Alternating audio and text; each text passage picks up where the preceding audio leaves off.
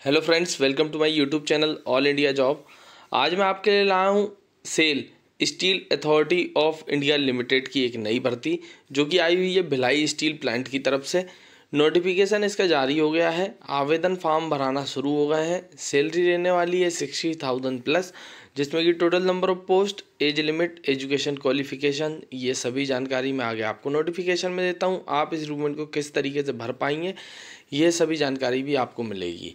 अच्छा, ये रिक्रूटमेंट का नोटिफिकेशन कहाँ से डाउनलोड होगा वो भी मैं आपको बता दूंगा। अंतिम तिथि रखी गई है 3/8/2024। तो फ्रेंड्स, पहले रिक्रूटमेंट को पूरा समझना कि रिक्रूटमेंट है क्या, इसको किस तरीके से भरेंगे, उसी के बाद आगे बढ़ा करो। और रिक्रूटमेंट जरूर पढ़ा करो। डेली की 1-2 रिक्रूटमेंट देता हूँ मैं, 2 रिक्रूटमेंट कम से कम दे रहा हूँ, मतलब महीने की 60 रिक्रूटमेंट होती है। तो आपको क्या करना है, सिर्फ 5 मिनट निकालना है। 5 मिनट के अंदर मैं पूरी रिक्रूटमेंट बता दूँ, वो रिक्रूटमेंट को पढ़ लो तो आपको ये तो समझ में आएगा। देखो, रिक्रूटमेंट काम की है नहीं है वो एक अलग मैटर है आपके, मगर आपको पहले ये तो समझ में आए कि रिक्रूटमेंट किन पदों पर निकाली जा रही है और किस विभाग से किस तरीके की भर्तियां आती है। जब ही आप आसानी से नौकरी रख पाओगे, नहीं तो सिर्फ रेलवे की आस में रह जाओगे। अभी जो एनटीपीसी से आ रही है, माइनिंग डिपार्टमेंट से आ रही है, एनएमडीसी की आ रही है, उसके बाद एनपीसीआईएल की आ रही है, डीएई की आ रही है। तो ये डीएई, सीएसआईआर, ये परमाणु ऊर्जा विभाग के बहुत बड़े बड़े संस्थान है। डीएई के अंतर्गत कार्य करते हैं, डिपार्टमेंट ऑफ एटॉमिक एनर्जी के।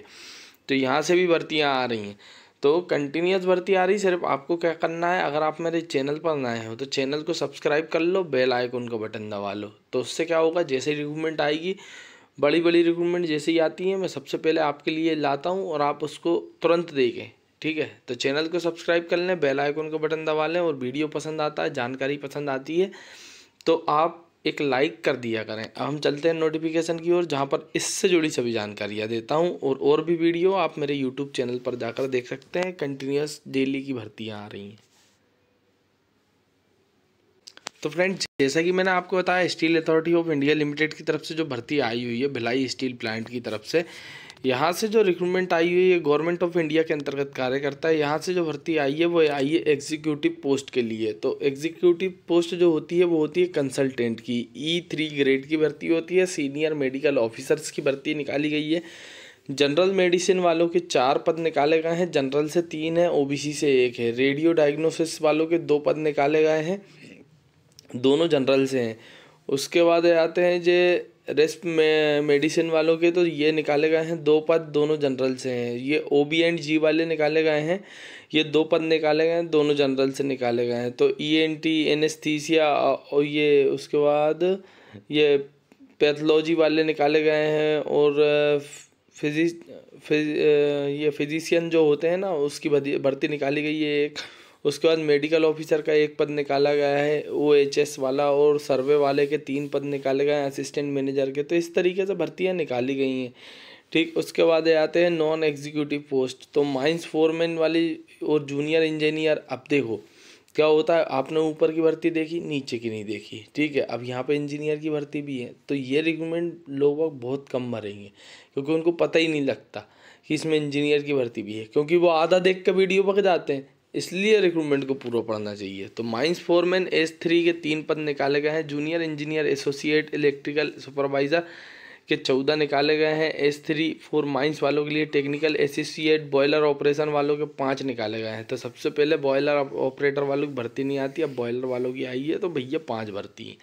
जनरल से 2 है, SC से 1 है, ST से 1 है, EWS से 1 है, विकलांग कोटे की 1 है, ESM वालों की 1 है। फिर एलिजिबिलिटी क्राइटेरिया दिया गया है कि आप इसमें एलिजिबल हैं या नहीं है। कंसल्टेंट 41 ईयर एज लिमिट रखी गई है।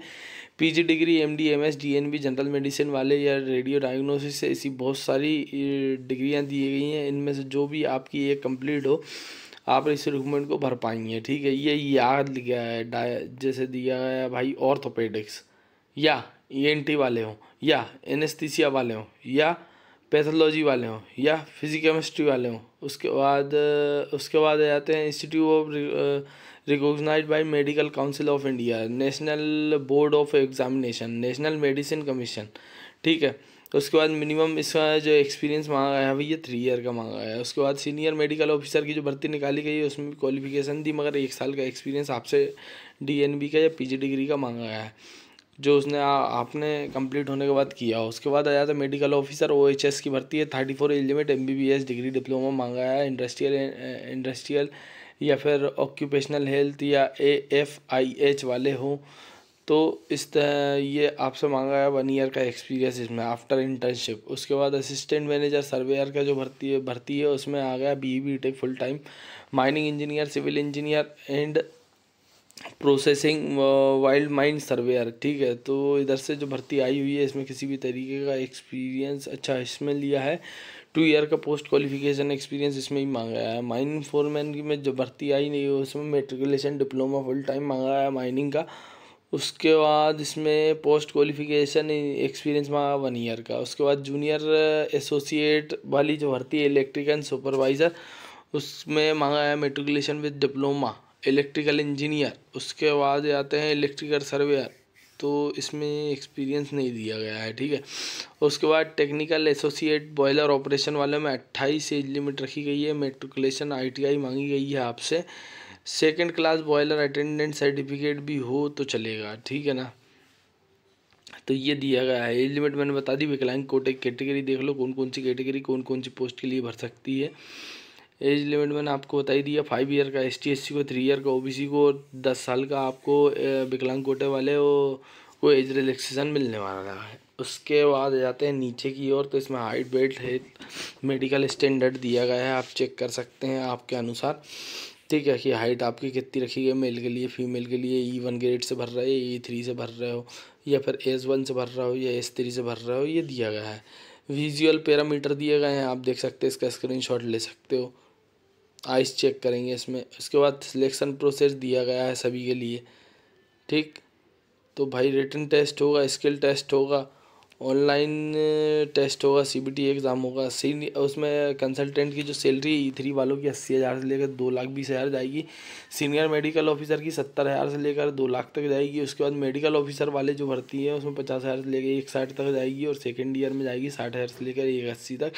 माइनिंग फोरमैन की 26,600 से लेकर 38,920 जाएगी, और टेक्निकल एसोसिएट की 25,000 से लेकर 35,000 तक जाने वाली है। जो सैलरी हो गई, फीस लगने वाली है आपकी E1 वालों की 700 रुपये, और कोई SC SC विकलांग कोटे ESM वालों की 200 रुपये, और S3 में जाएगी 500, S1 में जाएगी 300, और S3 में अगर ST SC OBC वाले हैं तो 150 रुपये, और S1 में 100 रुपये, ठीक। तो इसे अप्लाई कैसे कर सकते हो, इसकी ऑफिशियल वेबसाइट पर जाना है आपको, SailCareers.com पर। उसके बाद जाकर आप इस रिक्रूटमेंट को भर पाएंगे, ठीक है। तो ज़्यादा से ज़्यादा रिक्रूटमेंट को भरना। वीडियो पसंद आया तो वीडियो को लाइक करना, और अगर चैनल पर नए हैं तो चैनल को सब्सक्राइब कर लो, बेल आइकन को बटन दबा लो, क्योंकि सेल्स से टेक्नीशियंस की भी बहुत सारी रिक्रूटमेंट आती है। आपको पता ना हो तो आप देख सकते हैं, जनवरी फरवरी मार्च में इसकी बहुत सारी रिक्रूटमेंट आई पे है। राउरकेला, भिलाई स्टील प्लांट, तो स्टील प्लांट से बहुत सी रिक्रूटमेंट आती हैं, ठीक है। तो 9/7/2024 से लेकर 3/8/2024 तक आप इस रिक्रूटमेंट को भर सकते हैं।